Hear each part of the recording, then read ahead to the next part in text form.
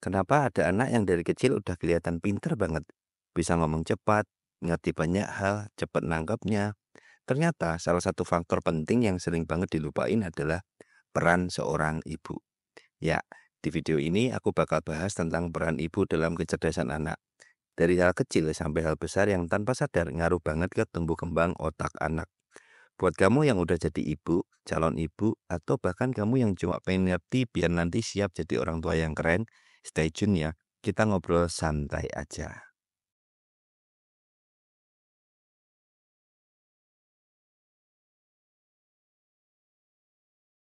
Jadi gini ya, banyak orang mikir kalau ngomongin kecerdasan anak itu dimulainya waktu dia udah bisa sekolah. Atau minimal pas dia udah bisa ngomong, bisa duduk di bangku TK. Padahal enggak sama sekali. Kecerdasan anak sudah mulai berkembang sejak dia ada di dalam perut ibunya. Ya, serius. Bahkan sebelum si bayi bisa buka mata, otaknya tuh udah kerja keras membentuk koneksi-koneksi penting. Misalnya, saat usia kandungan maksud 18 sampai 20 minggu, otak janin udah mulai mengenali suara. Dan yang paling sering dia dengar siapa? Ya, suara ibunya sendiri. Coba deh bayangin, tiap kali seorang ibu ngobrol, nyanyi, baca buku keras-keras, atau bahkan cuma ngobrol sama temen, si bayi di dalam tuh lagi dengerin. Dan dia mulai mengasosiasikan suara itu dengan rasa nyaman dan aman. Dari situ aja udah kelihatan kan, interaksi ibu saat hamil itu bukan cuma buat bonding, tapi juga bantu stimulasi otak bayi. Belum lagi soal makanan, otak bayi butuh nutrisi tinggi buat berkembang. Jadi waktu ibu makan makanan bergizi kayak sayur, buah, ikan berlemak, dan kacang-kacangan, itu semua jadi bahan bakar buat perkembangan otak si kecil. Tapi bukan cuma soal makanan, emosi ibu juga punya pengaruh besar. Kalau ibunya sering stres berat, khawatir berlebihan, atau sedih terus-menerus, hormon stres kayak kortisol bisa numpuk dan ikut terbawa ke janin. Ini bisa ngaruh ke struktur otaknya juga. Tapi tenang, ini bukan buat bikin kamu panik. Justru ini kabar baik, karena artinya kita punya kendali. Kita bisa mulai bantu anak kita jadi pintar, bahkan dari sekarang, dari masa hamil.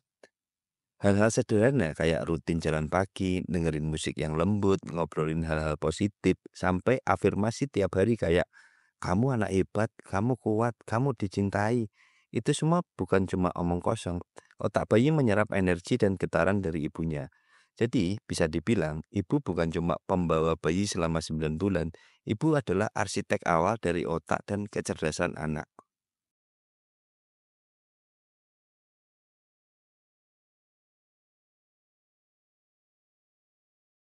Setelah anak lahir, kita suka ngerasa, duh masih bayi, belum ngerti apa-apa. Tapi kenyataannya, sejak detik pertama dia lahir ke dunia, dia udah mulai belajar. Dan guru pertamanya bukan guru TK, bukan guru les, tapi ya ibunya sendiri. Dari yang paling basic kayak tatap-tatapan, respon suara, sampai senyum balik waktu diajak bercanda. Semua itu bagian dari proses belajar. Dan yang ngelakuin pertama kali siapa? Yap, kamu, ibunya. Waktu kamu ngajak ngobrol, walaupun si bayi belum mengerti, otaknya tuh lagi nyusun pola bahasa. Dia lagi denger, nyimak, dan lama-lama bisa nangkep. Pernah nggak sih kamu ngelihat bayi umur 8 bulan udah bisa tepuk tangan kalau denger lagu cicak cicak di dinding? Pernah lihat kan? Itu bukan karena dia ikut les musik, tapi karena kamu sering nyanyiin lagu itu dengan ekspresi dan semangat. Dia nangkep irama, nada, dan pola suara. Dan bukan cuma bahasa, seorang ibu juga ngajarin banyak hal secara nggak langsung. Misalnya, waktu kamu ngajarin anak makan sendiri walau belepotan. Kamu lagi ngajarin kemandirian dan koordinasi motorik. Waktu kamu bilang, jangan lupa bilang makasih ya. Kamu lagi nanemin nilai sosial dan empati. Waktu kamu sabar ngajarin anak cara naruh mainan ke tempatnya, kamu lagi latih logika dan keteraturan. Semuanya kelihatannya sepele ya, tapi ini yang bikin anak tumbuh dengan pondasi kecerdasan yang kuat. Jadi buat kamu yang mungkin sekarang lagi di rumah ngurus anak tiap hari dan ngerasa kayak nggak ngapa-ngapain ya seharian ini, please ingat ini. Kamu lagi jadi sekolah pertama buat anakmu dan sekolah itu penuh makna. Bahkan kalau anak kamu nanti udah sekolah formal pun, dia tetap akan lebih percaya sama kamu dibanding guru manapun. Kenapa? Karena kamu yang pertama kali ngajarin dia memahami dunia. Jadi waktu kamu peluk dia habis jatuh, waktu kamu jawab pertanyaan random kayak kenapa bulan bisa bulat, itu bukan sekedar respon, itu adalah proses mendidik. Dan jujur aja, kadang anak lebih ingat jawaban ibu yang asal-asalan tapi penuh cinta daripada penjelasan rumit dari buku pelajaran. Hehe.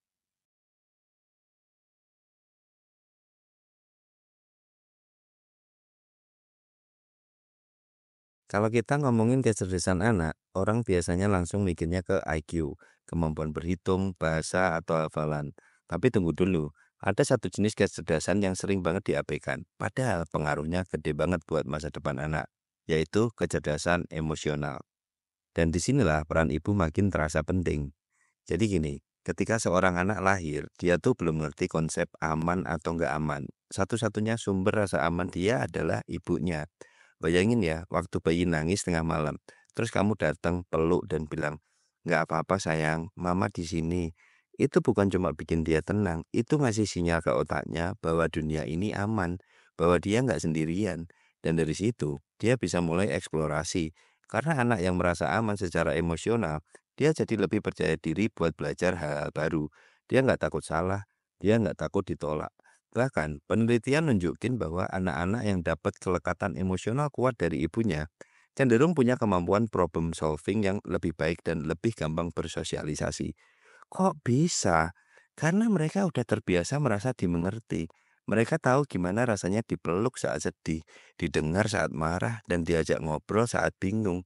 Dan semua itu ngajarin mereka cara mengatur emosi, cara menyelesaikan konflik, bahkan cara berempati sama orang lain. Tapi sayangnya ya, ini bagian yang sering ke-skip. Kadang karena ibu juga capek, stres, atau sibuk. Tapi kamu nggak harus sempurna kok. Anak nggak butuh ibu yang 24 jam ceria. Yang mereka butuh adalah ibu yang mau hadir secara emosional. Ibu yang mau dengerin, mau nemenin, dan mau bilang, Mama juga kadang sedih kok, tapi kita bisa lewatin bareng.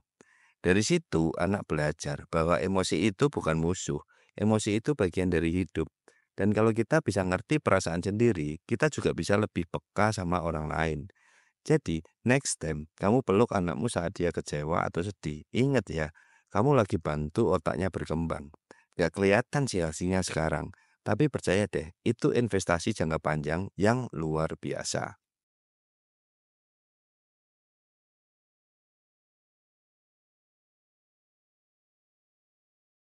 Anak-anak itu peniru ulung. Mereka lebih percaya pada apa yang mereka lihat, bukan apa yang kita omongin. Jadi kalau ibu bilang, jangan bohong, tapi ibunya sering bohongin bapaknya, ya anak bakal bingung. Dalam hal ini, ibu punya peran super penting sebagai role model kecerdasan. Kalau ibu suka baca, anak cenderung suka baca. Kalau ibu suka belajar hal baru, anak juga pengen tahu. Bahkan pola berpikir positif, cara menyelesaikan masalah, atau cara mengelola stres. Semua itu bisa nular ke anak lewat observasi sehari-hari. Anak-anak itu pada dasarnya kayak spons, mereka nyerap semuanya. Bukan cuma kata-kata, tapi juga ekspresi wajah, nada suara, cara kita ngobrol sama orang lain. Semua diserap. Di tahap awal hidupnya, siapa yang paling sering mereka lihat, dengar, dan tiru? Yap, ibunya sendiri.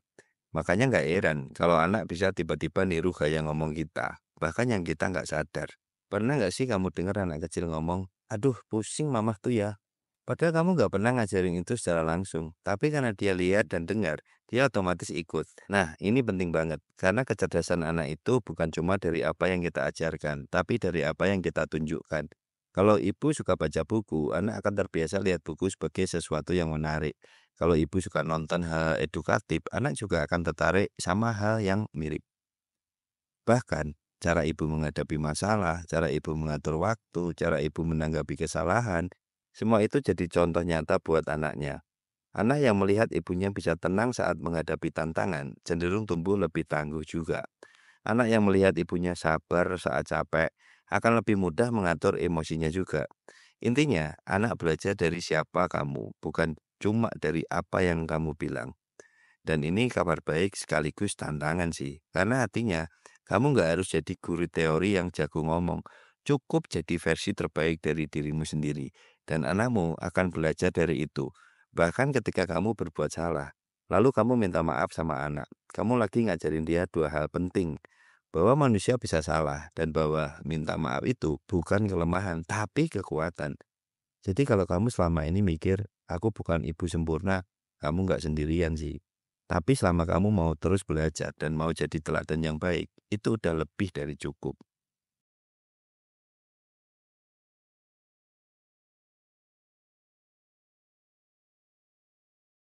Tapi aku ngerti kok, jadi ibu itu nggak gampang, capek, kadang ngerasa sendiri, dan bahkan juga ngerasa kurang cukup. Tapi percayalah, setiap hal kecil yang kamu lakukan buat anakmu, dari nyuapin makan sampai nemenin belajar, itu punya dampak besar dalam membentuk kecerdasannya. Dan kamu nggak harus sempurna. Anak nggak butuh ibu yang serba bisa. Mereka cuma butuh ibu yang hadir, yang sayang, dan yang mau belajar bareng mereka. Jadi kalau kamu lagi ngerasa lelah, ingat, kamu lagi bantu membangun masa depan seseorang. Masa depan yang bisa luar biasa karena peranmu. Oke, sampai di sini mungkin kamu mikir, wah ternyata jadi ibu tuh tanggung jawabnya luar biasa ya. Dan kamu benar, tapi juga penting banget buat kita ngomongin hal ini. Jadi ibu itu nggak selalu mudah. Kadang ada hari-hari di mana kamu capek, emosimu campur aduk, rumah berantakan, anak tantrum, dan kamu ngerasa gagal. Dari tengah semua itu, kadang muncul suara kecil di kepala. Aku ibu yang buruk ya. Tapi percayalah, kamu nggak sendirian. Semua ibu pasti pernah ngerasain hal itu. Justru disitulah pentingnya dukungan. Kamu nggak harus selalu kuat sendirian. Cari komunitas ibu-ibu, ngobrol sama sahabat, curhat ke pasangan, atau bahkan minta bantuan ke profesional kalau perlu. Karena ketika kamu bahagia, stabil, dan punya ruang untuk berkembang, anakmu juga akan ikut tumbuh lebih baik. Jangan ngerasa egois kalau kamu butuh me time. Jangan ngerasa gagal kalau kamu butuh istirahat. Ingat, anak yang cerdas bukan cuma hasil dari ibu yang sibuk ngajarin, tapi dari ibu yang waras, hadir, dan bahagia. Dan kadang cukup dengan kamu meluangkan waktu 10 menit buat peluk anak sambil cerita hal-hal lucu, itu udah lebih powerful daripada 1 jam ngajarin tanpa hati. Jadi, daripada mengejar kesempurnaan, kejar aja kehadiran yang tulus. Karena anak nggak butuh ibu yang sempurna, mereka butuh ibu yang nyata.